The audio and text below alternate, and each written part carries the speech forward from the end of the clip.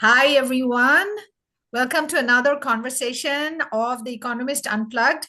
Today, we have with us Anna Klis from Northern Illinois University.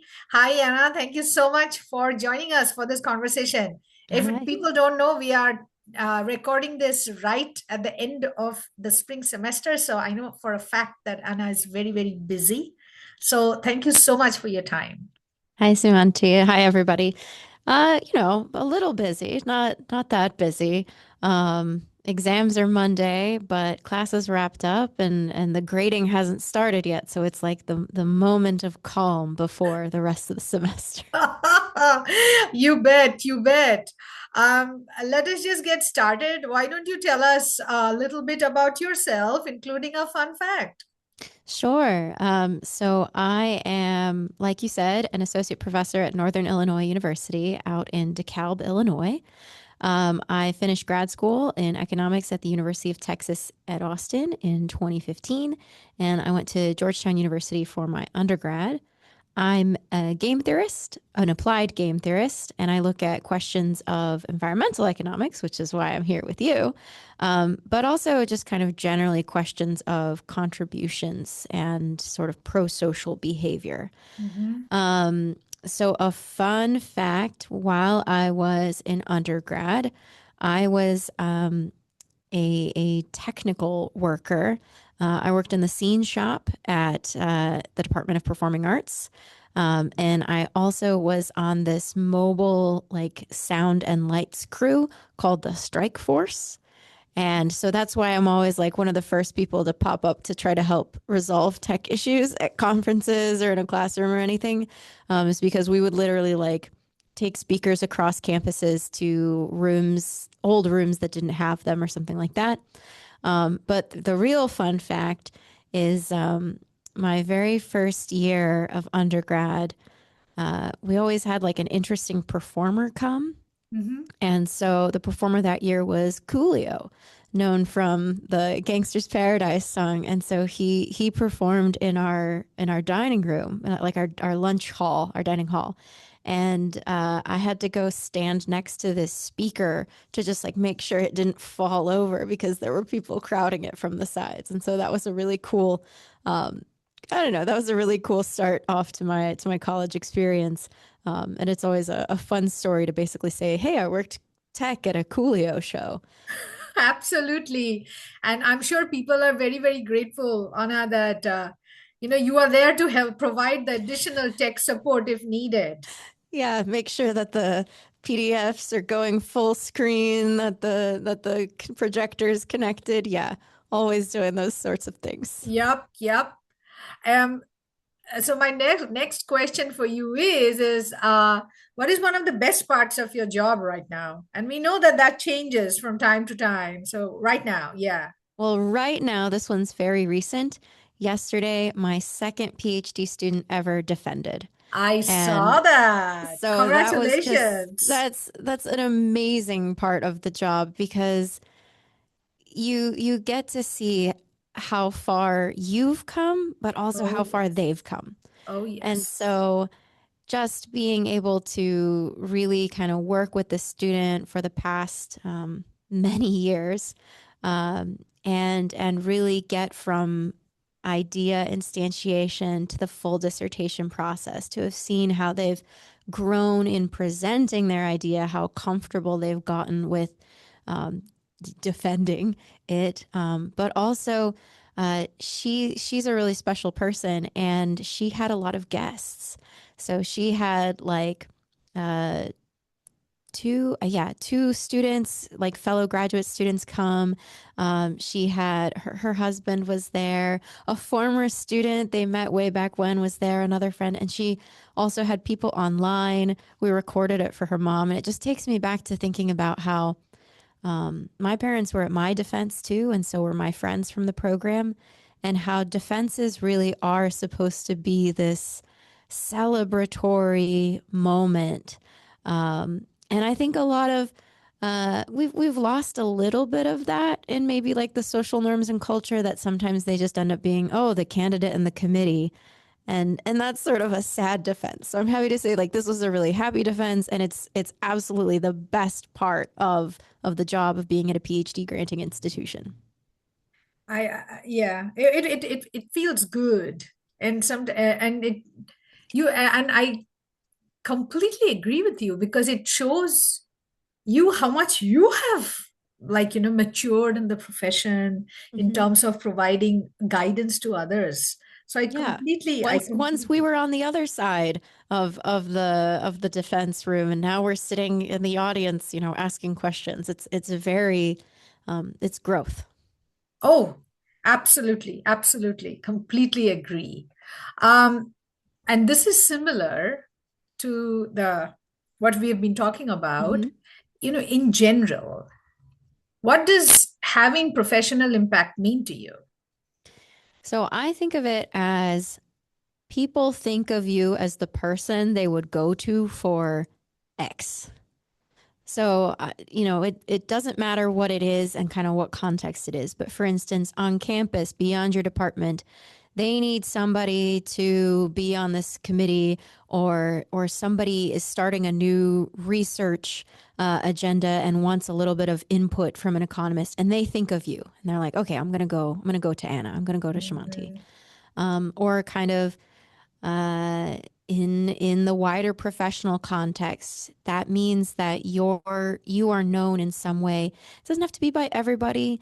It doesn't have to be kind of as the one and only person to go to, but that people think of you in association with something, and they would go to you with a question about something. I feel like that means you've had a professional impact, um, because people not only then are thinking of your name, but they're also indicating that they think you'll help them and that they want your input. And I think that's what that means. Can you give an example of a project or initiative or anything which has, in your opinion, been the most impactful? Yeah. So out of some of my past work, some of it is kind of niche theoretical stuff, which I know that if there were another me out there looking for it, she would have been really happy about it. I did some work with Max Maelstrom on overfishing. And one of those papers gets cited quite a lot, and the other one is being used in natural resource courses. So that feels pretty impactful. That kind of our explanation of this like bioeconomic model, it's actually being used in a class. But I think the biggest one that's meant a lot to me recently was on campus. A fellow, a colleague came to me upon recommendation from another colleague. This is a colleague in engineering technology, Dr. Madi Vesi, and he was sort of at his like wits end with techno-economic analysis. So he's in engineering technology. He's working on these like really cool, really impactful innovations, um, and he just needed some help and some Mhm. time, in particular with finding a graduate student to do this analysis. Now, techno-economic analysis is more of an engineering concept than an econ concept. So it's funny that he came to an economist, but I figured, oh, there's some money up for grabs. Let me get some for a student. I can fund a student over the summer, over a semester, and I'm sure that they can do this. It's sort of like the cost portion of a benefit cost analysis, essentially with a little bit of additional engineering. And just to be in that sort of a place to help with that, we were first looking at maybe a wood chips pipeline. So we're still working on that paper. But the really cool thing that we've been working on now has been these soy based bioplastics. So he literally has a lab where the students are putting together, making the bioplastic. They're using some existing bioplastics that are out there, but they're trying to incorporate a lot more soy protein isolate because Illinois is a big Yeah, soy state, that's and right. soy SPI is a byproduct from making like soybean oil essentially. And so, yeah, you can sell some of it as just protein powder for people, Hmm. but there's only so much of that the market will absorb. So, is there anything else we can do with it to valorize the byproduct? And yeah, so we're making forks and knives out of it. And just by being kind of involved with him, We've been working on figuring out, okay, so how much has it been costing them to make this? How much does this cost to make per pound if you gave it to a factory? Um, what might people be willing to pay for this? And so that feels like it's going somewhere. The forks and knives and spoons, they really exist. Like you can hold them. They feel nice.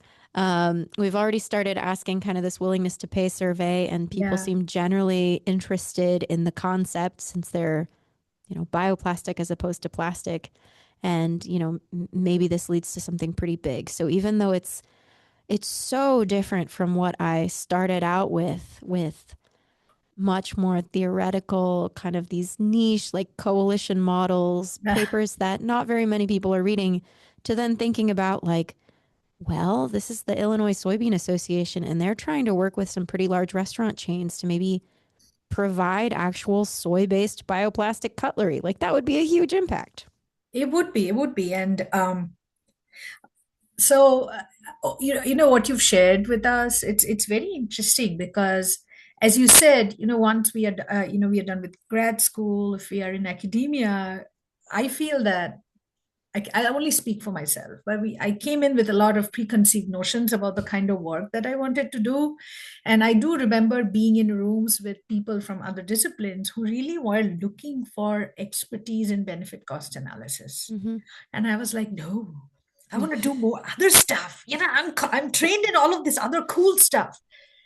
But I'm not even oh, trained in benefit cost analysis, but neither it's am it's something I. you can pick up a little bit at least. Neither am I. But here's the thing though, over time, just in general, I've just realized that we just have to be open to the possibility of being useful Mm-hmm. to the project, to the technology, to the Yeah. science, whatever have you. And the other thing I feel is that the world today needs a lot more benefit cost analysis than is actually done. So I think like Yeah. power to you for being part of that project. Yeah. It's been a good one. And again, just it's also been impactful in being able to work with more students than in the past because I feel like with my kind of niche coalition models, I need to be looking at that math and kind of solving it myself. And I never really thought of myself as a good advisor early on, or like that I had opportunities to take on research rookies or undergraduate researchers because I just couldn't envision how I Mm. would incorporate them into this type of project. But now with these kind of other projects, oh, I know exactly how I can incorporate a student. We're going to talk about writing this survey. And even if the student maybe hasn't got the full econometric skills to, I don't know, run a multinomial logit, at least the fact that we've started it, that we've talked about it, and they can eventually kind of learn this as well. They can do some data cleaning. And so there's just been a lot more impact that way where I've been able to get more students involved in the research. You're absolutely correct. For a long time, I felt that the only kind of student that I could advise, and they are not always available, are PhD Hmm. students, because a PhD student also means a longer time and money commitment. Yes. Yeah. And a And higher baseline of skill and yes, knowledge. Yeah. yes, absolutely. But then over time, as the kind of data sets that I've had and all of that has built up, I'm like, okay, now I can work with students at other levels, like non-PhD level as well. So Yeah. absolutely, absolutely. Great. I wish you all the best with that project. Thank you. Yes, and I think this is going to be very interesting. This morning, I was talking to a student who's actually doing a survey for my class looking at Yeah. Yeah. reusable tableware.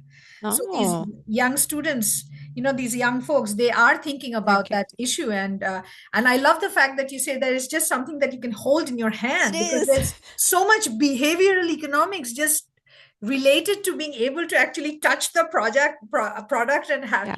and how that impacts willingness to pay. So Right. awesome. Next question is one of the things that I am always interested in is learning from others. And because a lot of my own work and my own training has just been on the job, could you share with us something that you have learned on the job that's been really useful? So, one of the most ridiculous things I had to learn on the job was during COVID times. I feel like we all picked up a lot of information during COVID because suddenly we all had to learn how to do things online a lot more and through video and audio. So I've long been using team-based learning. Yeah. And in person, what that means is that students, we conduct these readiness assessment quizzes. Students will read something outside of class, the chapter. Most importantly, this is something we haven't talked about in class yet. It's getting ready for it. And so then in person, they come into class, they take a normal quiz. I collect those quizzes, and then Mhm. they get together in their teams and they talk about the answers and they scratch off this really cool I don't know, form. It's called an if at. It's like a lottery ticket and a scratch off had a baby. Excuse me, and a Scantron had a baby. And it's like it's very cool. It's got the A B C D E, or you can get ones that say A B C D. And when you scratch off the correct answer, there has a star underneath it. So it's the instant feedback. So the team like talks about like, oh, what did you get for question A? Oh, I got B. What did you get? I got C. How confident? Okay, guys, let's scratch off B. Yeah, the star's there. Woo, let's move on to the next one. Or if it's not there, oh no, we didn't get it right, but which one is it? They can keep going. So they don't have to Mhm. stop right there, they can keep going. So this is the ideal way to do this team-based learning. And then we moved to COVID, and now team-based learning is important because the students are all online. They don't feel a lot of belonging with the class. Yeah. Having the teams, that actually helped a lot. But how do you do a quiz? Okay, so the individual quiz can be on Blackboard. That's fine. You can kind of make that happen, make them take it ahead of time. But how do you do a team quiz? So the obvious answer from the beginning is like Zoom breakout rooms. Okay, so they can be in the Zoom breakout rooms. Um, but I want to make sure that they're actually spending time and talking to each other. I want to sort of make sure that the thing is lower. I want to make sure that all the teams are experiencing the quiz the same way. So I was thinking about doing the Kahoot online like Yeah, I've heard trivia of it. quiz. Yeah. Yeah. So those are fun. And I would just like read out the question. I figured out that I could put up a fake version of the question first, just give them time to talk to each other, and then tell them, okay, now we're going to move on to the real question. And then, you get 30 seconds to answer quickly. Mm-hmm. But then there was a big problem. The main presenter cannot like share their video to all the Zoom breakout rooms at the same time. You Um, can't do that on Zoom. You can send like a little message, but you can't, and I wanted to be there reading out the Kahoot questions to them, making sure they could see my face, making sure they could see the Kahoot, that sort of thing. So I came up with a very complicated workaround. I decided that I would stream to YouTube, live stream to YouTube, and then in each breakout room, one student would cast the YouTube feed to the room. So I figured this out maybe like less 24 hours before I really needed to do this. Like it was my brain was kind of working on this problem. And so in that like last 24 hours, I applied for like a YouTube broadcaster account. And then I figured out I downloaded OBS. I figured out how to make a live stream. I figured out how to set up so that I'm showing my stream and my camera at the same time. I figured out all of these things in the span of 24 hours just to be able to do this, just for this team quiz. Um, and so yeah, now wow. I have a YouTube channel. It has nothing on it. It has only unlisted these streams. I haven't been trying to become like a social media presence or anything. But yeah, so that's the most That's it's amazing. a crazy a skill. It's not a hack that I would recommend to everyone. If you don't have to do it, don't do it. Figure out better ways to do this. But it's not that hard to get set up and to live stream, and it can be useful for other things too. Sure. And if it's not evident to people, I'll just say it out loud. Kudos to you for your commitment. Truly. I would have just scratched the whole component. I genuinely, I think this is, yeah, it's kudos to you for, It was the most putting important yourself. part. And it Oh, felt yeah. like it felt like this was a way to keep students involved during COVID too. Like it felt like this is the type of assignment that they need. This is the type of thing that we need to be doing. Um, and I've picked it up every now and then. Recently we had a snow day this year on one of our quiz days, and I was like, all right, well, let's pivot really fast, guys. This is what we're doing. And it worked again like a charm, though I had to re-download and remember everything. So Oh boy. Oh boy. Maybe here, this is when, all your experiences in with a the tech former life with the experience. tech experiences Yeah, come in. So, okay, maybe that for somebody who did not have that kind of experience in the past, right. one day would not have been sufficient. Yeah, maybe that's what it is. Yeah. Yes, but no, that is absolutely that's amazing. And yeah, so I did have a question which is off script, which is, do you use team-based learning for all the classes that you teach? Definitely on my undergraduate classes. I tried it one time in a graduate seminar, and our graduate classes are very small. And Hmm. so once it's too small, there apparently is a way that you could make the whole class one team. I haven't found that to be the most useful approach, so I sort of stopped for the graduate portions. But yeah, I do it for all of my undergraduate classes. Would it be, well, I guess because you do it for all your undergraduate classes, it's just a format that you are It's going, just, you love it, yeah, and yeah. right? Well, and I mentioned this at the conference we were at recently, but I learned about this in graduate school. So then Okay. for me, it was I'm committed to this, and the minute I structure a new course, I structure it using this. To me, it helps a lot in figuring out like how am I going to make this course work.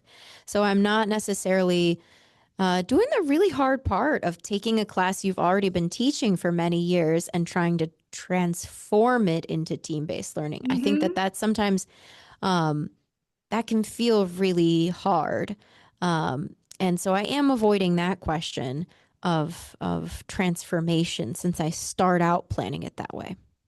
Right. And I don't remember if anybody asked this question at the conference. So I'm going to ask it. Do you use it both for your online and your, do you use team-based learning for both your online and your in-person classes?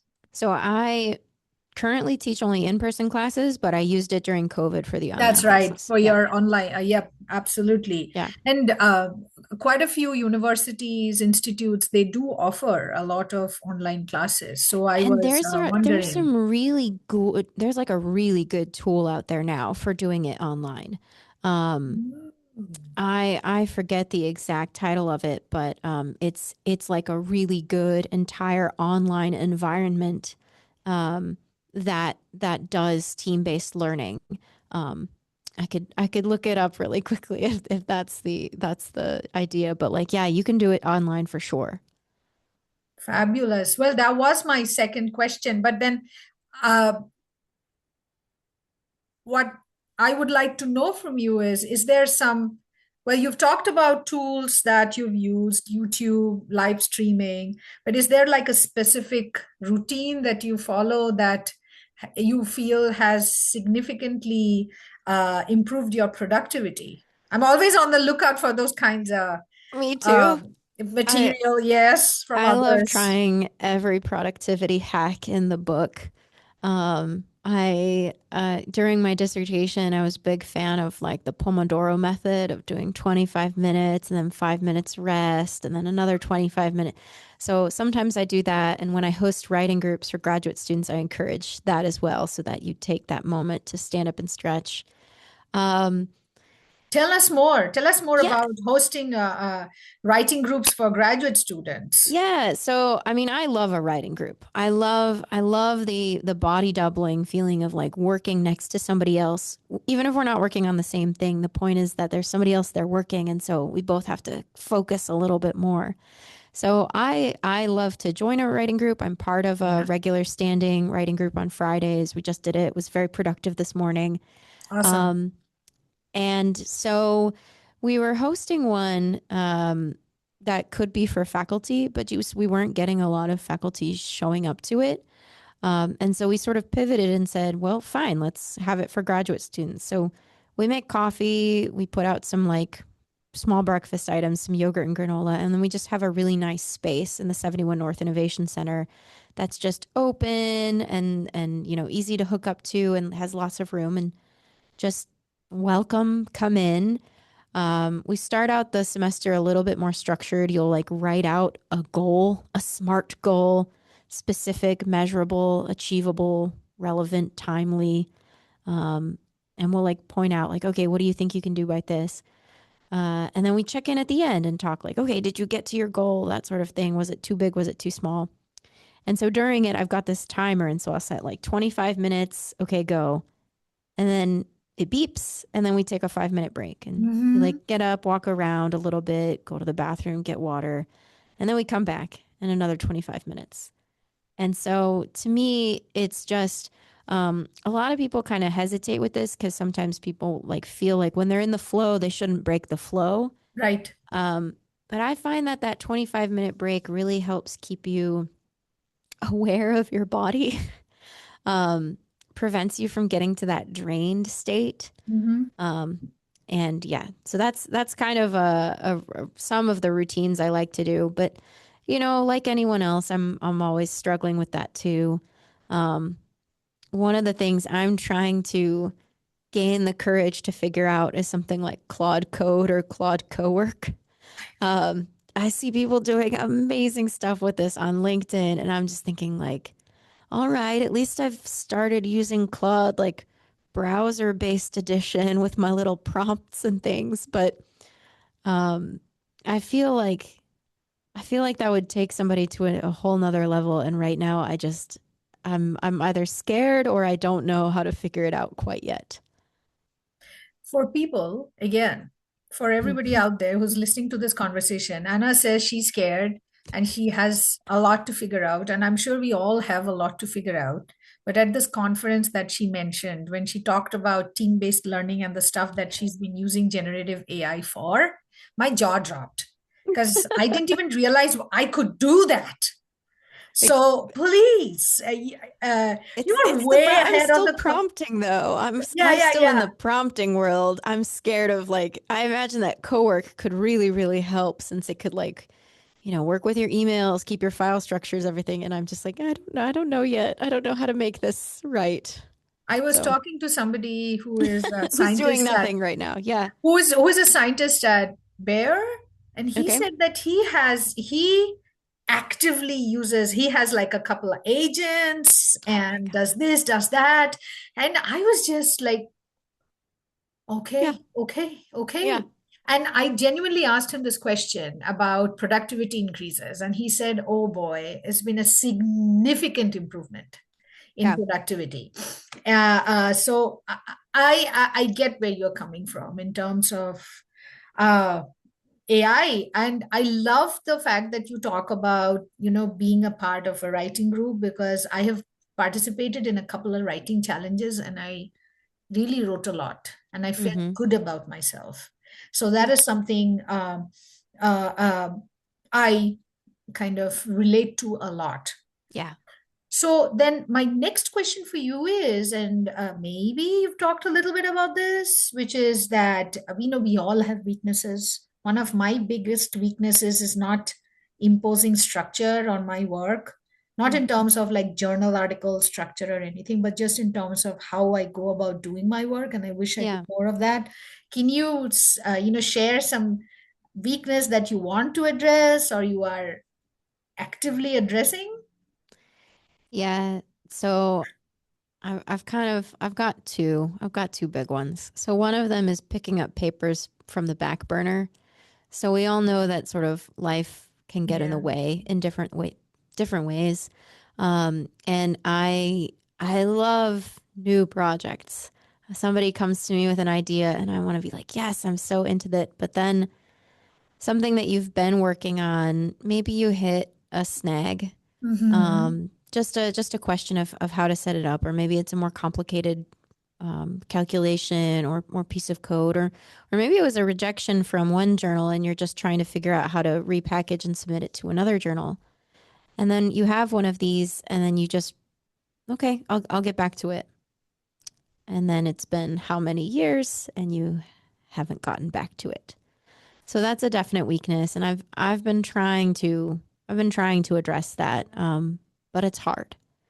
You are Um, not alone. I know at least I'm not alone, but it's every single one of those papers is a little piece of your mental piece that is gone, that is taken up. It's another thing that you're thinking about all the time. And Mhm. you know, at some point you list it on your faculty service report as like a paper, working paper, and then you're like, well, at what point am I not working on it actively? At what point do I need to take it off of here? So that's one. The other one has been that at some point I got really nervous talking about my research. Um, I think early on I had some experiences. Like I had a really rough mock job market talk when I was a graduate student. Um, and then for a while I was trying to figure out kind of which conferences I go to, which fields I fit into.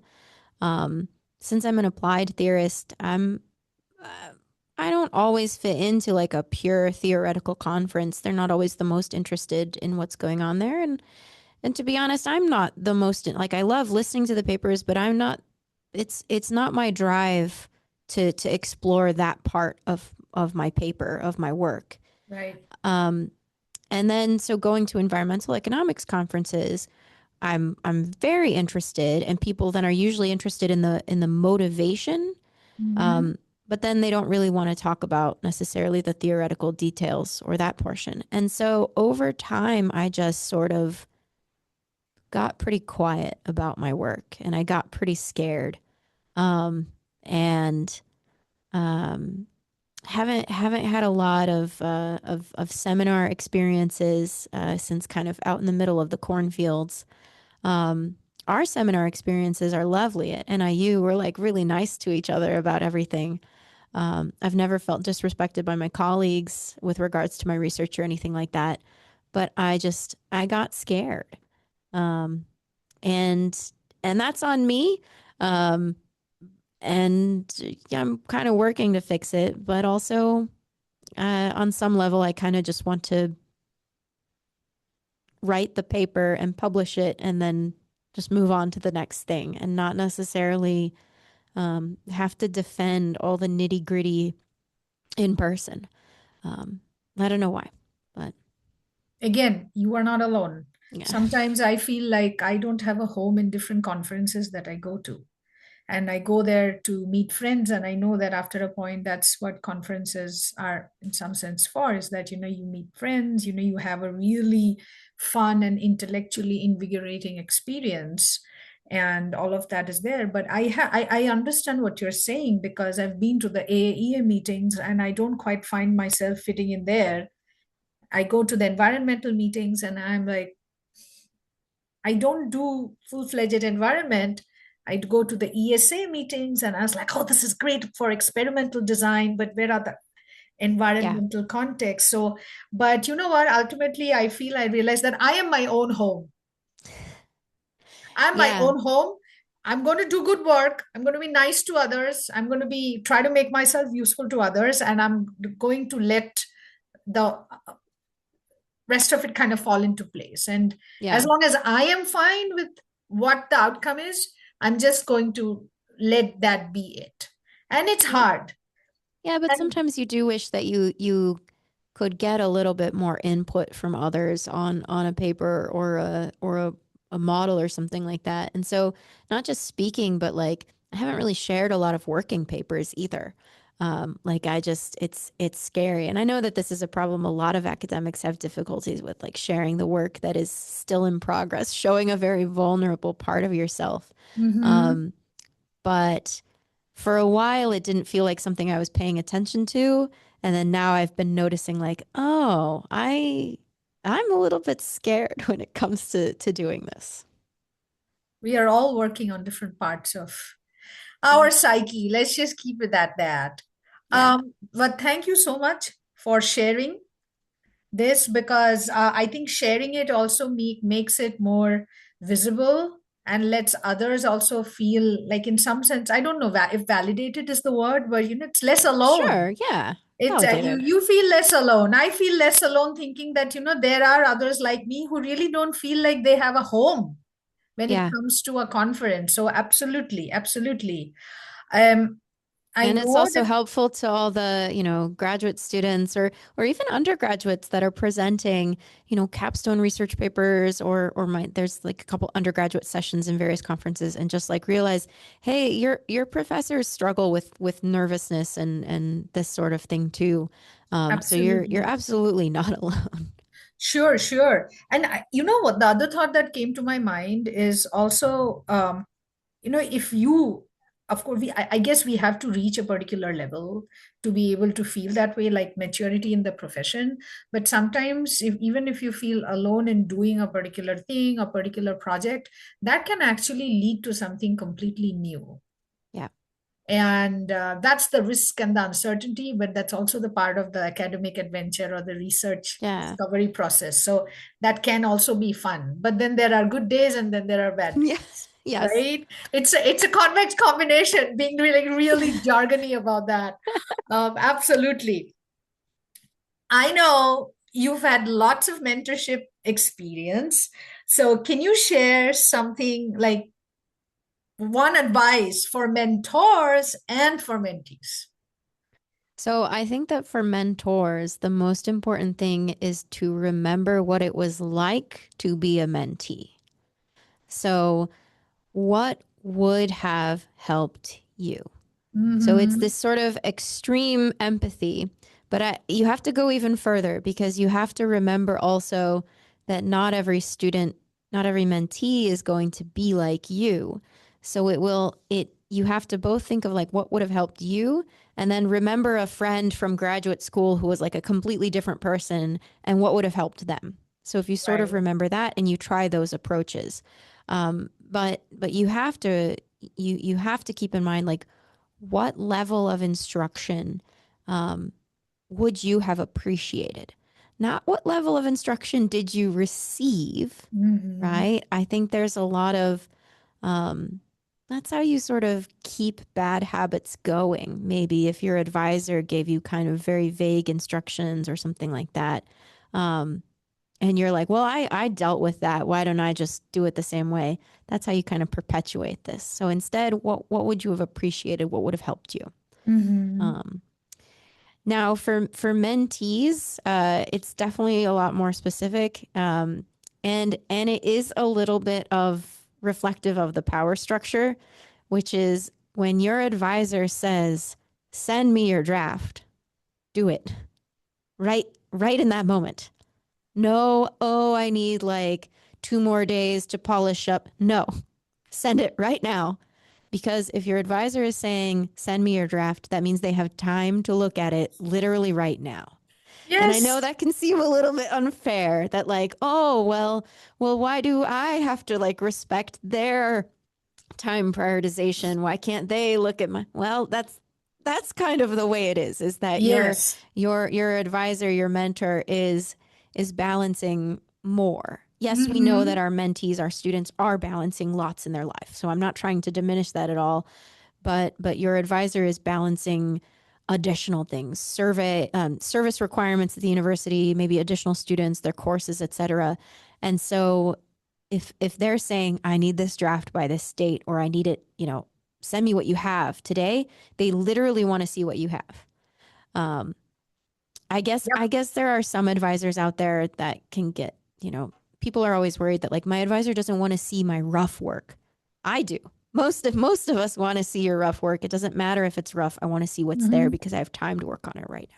Absolutely, absolutely. And one of the things that there was a time a few years back when I actually had quite a few students that I was advising at the same time, and I told them that I care about you, but you have to remember that I am this one person to you, but you are one of many to me. Mm-hmm. So when I send you an email about, hey, what's up? I genuinely want to know. And the other thing is, bug me. I Yeah. am very amenable to being bugged and followed up with all the time because Yes, I was that person. if I said I'm going to have something to you by the end of the week and then it doesn't show up, you should send me an email that says, "Hey Dr. Kliss, what happened to this?" And I'll feel really bad about it and there's probably a reason I didn't get to it, but sometimes you just need that reminder too. Absolutely, absolutely, exactly. I also want, oh gosh, wanted to kind of comment on something you had said, but then, anyway, it's Slipped your gone away, mind. but maybe it's going to come back later. Okay. My final question to you is, what's the more, what is Anna looking forward to do in the next, in the near future? What are some exciting things? Okay, so this is really exciting. Okay. I'm going to go to the Resources for the Future workshop on space Oh, in you DC in are? July. Yeah, yeah. Nice. So this was really cool. Got this email, from the ResEcon listserv about thinking about how resource economists, environmental economists could be thinking about, these next big questions on Yep. space. And I was thinking that, well, my interest started with international environmental agreements and are the laws that we're going to be thinking of to manage space debris, space launches, all these things. Those are through these agreements. And so um, I don't have any kind of particular strands of investigation that I'm thinking of like right now, but Right. I want to, do the readings, be part of the workshop, see if anybody is thinking along these lines of like, well, how would we do this? What sorts of mechanisms? So then I'll be right there to work Hmm. on that. Um, and yeah, that's kind of the big new area that I imagine that'll go a little bit slower. That'll be the next, you know, years of the work if something picks up. And apart from that, less exciting. I'm working on wrapping up a lot of old papers. So Well, aren't we all? But yeah. I wanted to say the thing about the space is a couple of years ago, I was listening to an NPR story Mm-hmm. about humans in space in the near future. And these were like all NASA scientists, Okay. physical scientists, natural scientists, but they got sociologists on board Ah, because they wanted future human space colonies to be more human and more yeah. Yeah. paying Make more sure make attention to sure you the understand what the components of like a good social soc- order are so that you don't, yeah. Um, society and what it could look like. And I was like, awesome. well, and Yes, the astronauts go through, I mean, psychological evaluations, and the crews are always kind of balanced in certain ways. So they know that this is really important in that regard. And so, yeah, the economics of this are clearly important too going forward. absolutely, absolutely. And before letting you go, because that was my last question, Mm-hmm. I know when we met, you hadn't had that experience, but you went to Switzerland Oh, or yeah. you went to, I don't know, you went to Switzerland, right? Yes, I So, did. yeah, and I know that that whole thing came about because of like great work that you've been doing on campus. So, do you want to leave us with a little bit of that? Sure. So in last fall, I was connected to a woman named Colin Bartel through Shanna McDermott, who is a former editor of the Agriculture and Resource Economics Review, Mhm. ARER, which I had just finished my editor term as, and Shanna had mentioned my name to Colin as like someone that could be involved in these environmental social governance awards. And so Colin runs these like this is an incremental excellence award and a corporate excellence award, and she runs this process for Heron's quality management, or Erin, I guess. But and so I was involved in that, and that was really fun. I did the incremental excellence award in the fall, and it was really cool to see just different companies, and these are not your high performers. The incremental excellence is about how much you've improved.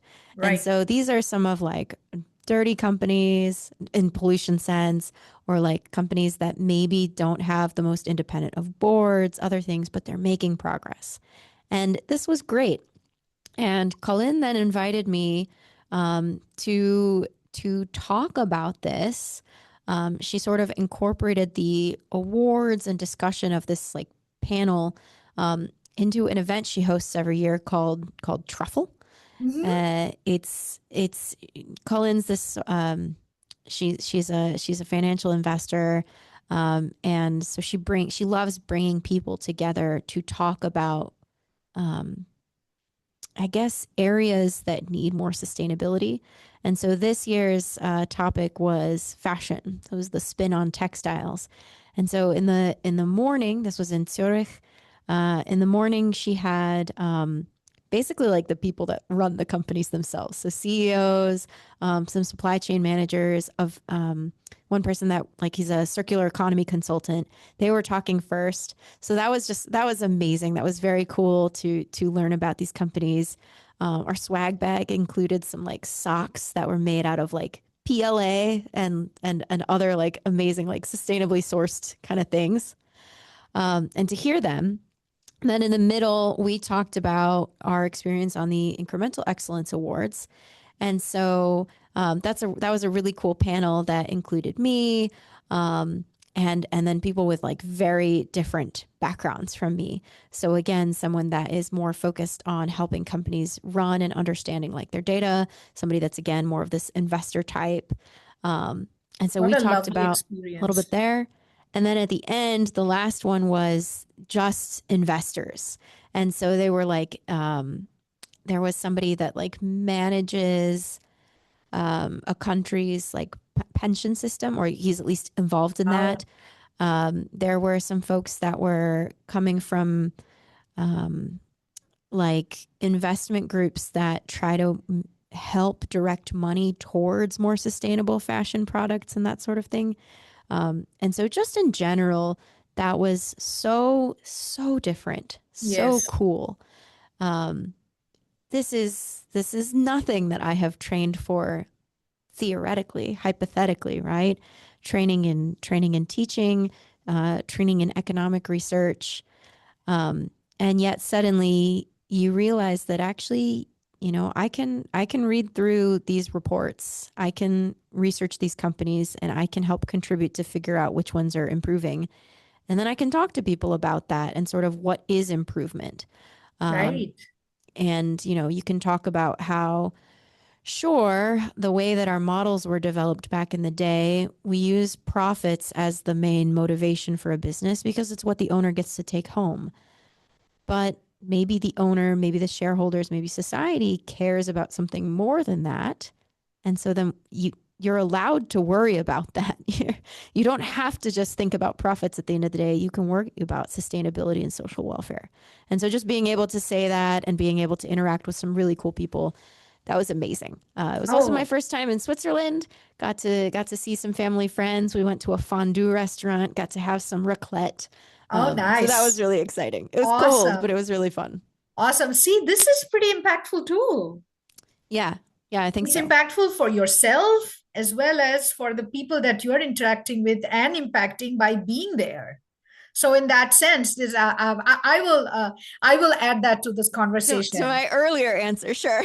Yes, yeah. Oh, no, no, no, that's all good. But on that note, thank you so much, Anna, for your time. Really appreciate this conversation. I learned a lot, and it's always nice to kind of hang out with you. Yeah, absolutely. Back at you, Shimanti. I'm so glad that you invited me, and I was glad to take the afternoon to talk with you. Great, great. Have a good rest of the semester. Thank you. You as well. Thank you. Thank you. Bye. Bye. Awesome.